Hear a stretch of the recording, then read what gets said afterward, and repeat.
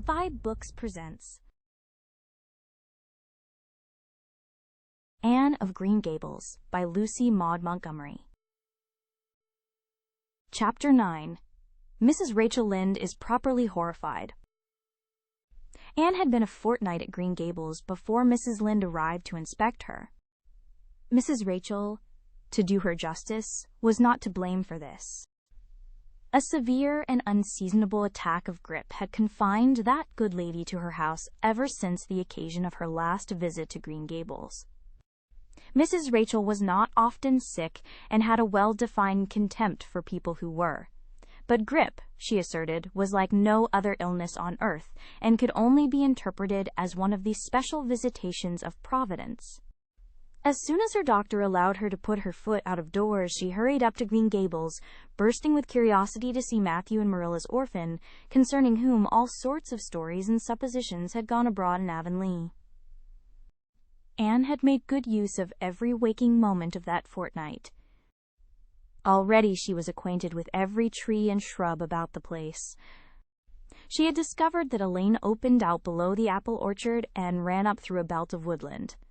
And she had explored it to its furthest end, in all its delicious vagaries of brook and bridge, fir coppice and wild cherry arch, corners thick with fern, and branching byways of maple and mountain ash. She had made friends with the spring down in the hollow, that wonderful, deep, clear, icy-cold spring. It was set about with smooth red sandstones and rimmed in by great palm-like clumps of water fern, and beyond it was a log bridge over the brook. That bridge led Anne's dancing feet up over a wooded hill beyond, where perpetual twilight reigned under the straight, thick-growing firs and spruces. The only flowers there were myriads of delicate June bells, those shyest and sweetest of woodland blooms, and a few pale, aerial starflowers, like the spirits of last year's blossoms. Gossamers glimmered like threads of silver among the trees, and the fir boughs and tassels seemed to utter friendly speech. All these raptured voyages of exploration were made in the odd half-hours which she was allowed for play, and Anne talked Matthew and Marilla half-deaf over her discoveries. Not that Matthew complained, to be sure. He listened to it all with a wordless smile of enjoyment on his face. Marilla permitted the chatter until she found herself becoming too interested in it, whereupon she always promptly quenched Anne by a curt command to hold her tongue. Anne was out in the orchard when Mrs. Rachel came, wandering at her own sweet will through the lush, tremulous grasses splashed with ruddy evening sunshine. So that good lady had an excellent chance to talk her illness fully over, describing every ache and pulse beat with such evident enjoyment that Marilla thought even grippe must bring its compensations. When details were exhausted, Mrs. Rachel introduced the real reason of her call. "I've been hearing some surprising things about you and Matthew." "I don't suppose you are any more surprised than I am myself," said Marilla. "I'm getting over my surprise now." "It was too bad there was such a mistake," said Mrs. Rachel sympathetically. "Couldn't you have sent her back?" "I suppose we could, but we decided not to. Matthew took a fancy to her, and I must say I like her myself, although I admit she has her faults. The house seems a different place already. She's a real bright little thing." Marilla said more than she had intended to say when she began, for she read disapproval in Mrs. Rachel's expression. "It's a great responsibility you've taken on yourself," said that lady gloomily, "especially when you've never had any experience with children. You don't know much about her, or her real disposition, I suppose, and there's no guessing how a child like that will turn out." "But I don't want to discourage you, I'm sure, Marilla." "I'm not feeling discouraged," was Marilla's dry response. "When I make up my mind to do a thing, it stays made up. I suppose you'd like to see Anne? I'll call her in." Anne came running in presently, her face sparkling with the delight of her orchard rovings. But abashed at finding the delight herself in the unexpected presence of a stranger, she halted confusedly inside the door.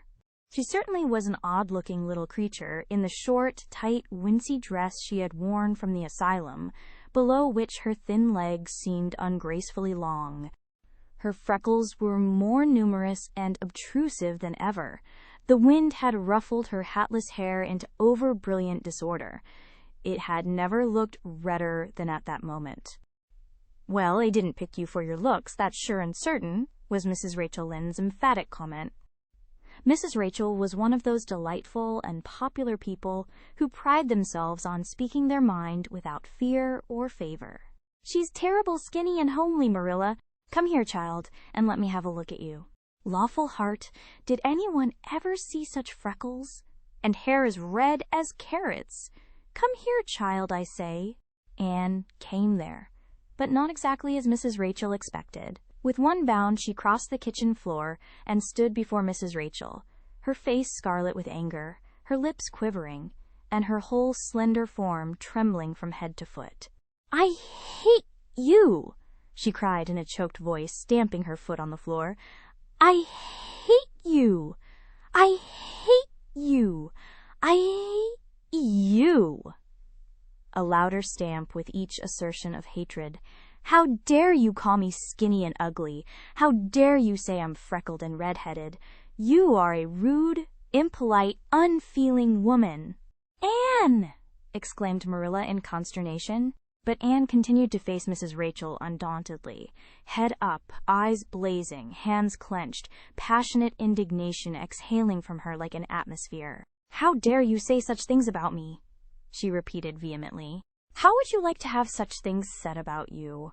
How would you like to be told that you are fat and clumsy and probably hadn't a spark of imagination in you? I don't care if I do hurt your feelings by saying so.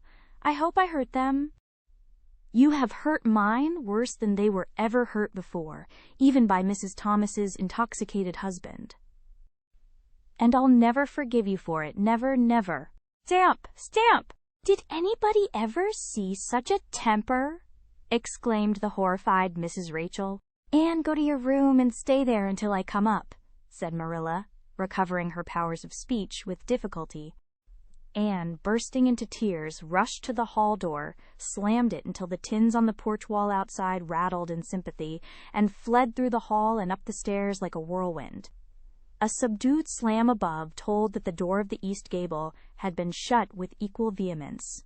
"Well, I don't envy you your job bringing that up, Marilla," said Mrs. Rachel with unspeakable solemnity. Marilla opened her lips to say she knew not what of apology or deprecation. What she did say was a surprise to herself, then and ever afterwards. "You shouldn't have twitted her about her looks, Rachel." "Marilla Cuthbert, you don't mean to say that you are upholding her in such a terrible display of temper as we've just seen?" demanded Mrs. Rachel indignantly. "No," said Marilla slowly. "I'm not trying to excuse her. She's been very naughty, and I'll have to give her a talking to about it, but we must make allowances for her. She's never been taught what is right, and you were too hard on her, Rachel." Marilla could not help tacking on that last sentence, although she was again surprised at herself for doing it. Mrs. Rachel got up with an air of offended dignity. "Well, I see that I'll have to be very careful what I say after this, Marilla, since the fine feelings of orphans, brought from goodness knows where, have to be considered before anything else." "Oh, no, I'm not vexed. Don't worry yourself. I'm too sorry for you to leave any room for anger in my mind. You'll have your own troubles with that child.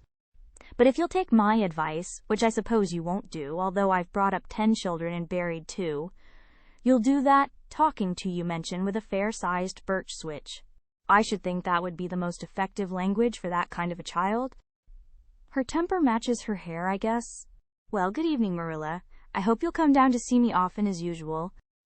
But you can't expect me to visit here again in a hurry, if I'm liable to be flown at and insulted in such a fashion. It's something new in my experience." Whereat Mrs. Rachel swept out and away, if a fat woman who always waddled could be said to sweep away, and Marilla, with a very solemn face, betook herself to the east gable. On the way upstairs, she pondered uneasily as to what she ought to do. She felt no little dismay over the scene that had just been enacted. How unfortunate that Anne should have displayed such temper before Mrs. Rachel Lynde, of all people. Then Marilla suddenly became aware of an uncomfortable and rebuking consciousness that she felt more humiliation over this than sorrow over the discovery of such a serious defect in Anne's disposition. And how was she to punish her? The amiable suggestion of the birch switch, to the efficiency of which all of Mrs. Rachel's own children could have borne smarting testimony, did not appeal to Marilla. She did not believe she could whip a child. No, Some other method of punishment must be found to bring Anne to a proper realization of the enormity of her offense. Marilla found Anne face downward on her bed, crying bitterly, quite oblivious of muddy boots on a clean counterpane. "Anne," she said not ungently. No answer. "Anne," with greater severity, "get off that bed this minute and listen to what I have to say to you." Anne squirmed off the bed and sat rigidly on a chair beside it, her face swollen and tear-stained, and her eyes fixed stubbornly on the floor. "This is a nice way for you to behave.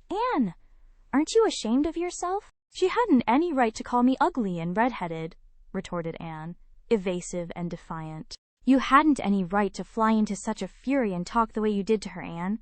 I was ashamed of you, thoroughly ashamed of you.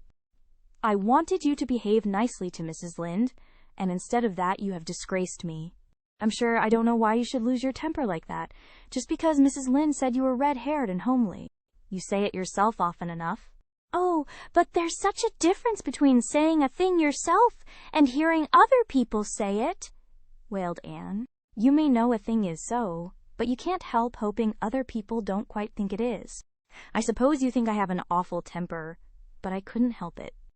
When she said those things, something just rose right up in me and choked me. I had to fly out at her." "Well, you made a fine exhibition of yourself, I must say. Mrs. Lynde will have a nice story to tell about you everywhere, and she'll tell it too. It was a dreadful thing for you to lose your temper like that, Anne. Just imagine how you would feel if somebody told you to your face that you were skinny and ugly," pleaded Anne tearfully. An old remembrance suddenly rose up before Marilla. She had been a very small child when she had heard one aunt say of her to another, "What a pity she is such a dark, homely little thing." Marilla was every day of 50 before the sting had gone out of that memory. "I don't say that I think Mrs. Lynde was exactly right in saying what she did to you, Anne," she admitted in a softer tone. "Rachel is too outspoken, but that is no excuse for such behavior on your part. She was a stranger and an elderly person and my visitor, all three very good reasons why you should have been respectful to her. You were rude and saucy and—" Marilla had a saving inspiration of punishment. "You must go to her and tell her you are very sorry for your bad temper and ask her to forgive you." "I can never do that," said Anne determinedly and darkly. "You can punish me in any way you like, Marilla. You can shut me up in a dark, damp dungeon, inhabited by snakes and toads, and feed me only on bread and water, and I shall not complain. But I cannot ask Mrs. Lynde to forgive me." "We're not in the habit of shutting people up in dark, damp dungeons," said Marilla dryly, "especially as they're rather scarce in Avonlea. But apologize to Mrs. Lynde you must and shall, and you'll stay here in your room until you can tell me you're willing to do it." "I shall have to stay here forever then," said Anne mournfully, "because I can't tell Mrs. Lynde I'm sorry I said those things to her. How can I? I'm not sorry. I'm sorry I vexed you, but I'm glad I told her just what I did. It was a great satisfaction. I can't say I'm sorry when I'm not, can I? I can't even imagine I'm sorry." "Perhaps your imagination will be in better working order by the morning," said Marilla, rising to depart. "You'll have the night to think over your conduct in and come to a better frame of mind. You said you would try to be a very good girl if we kept you at Green Gables, but I must say it hasn't seemed very much like it this evening." Leaving this Parthian shaft to rankle in Anne's stormy bosom, Marilla descended to the kitchen, grievously troubled in mind and vexed in soul. She was as angry with herself as with Anne, because, whenever she recalled Mrs. Rachel's dumbfounded countenance, her lips twitched with amusement, and she felt a most reprehensible desire to laugh. Thank you for tuning in to vibeBooks. We hope you enjoyed this journey. Please consider liking, commenting, and subscribing to our channel. Check out our playlist or explore vibeBooks for more classic stories. Until next time, happy listening.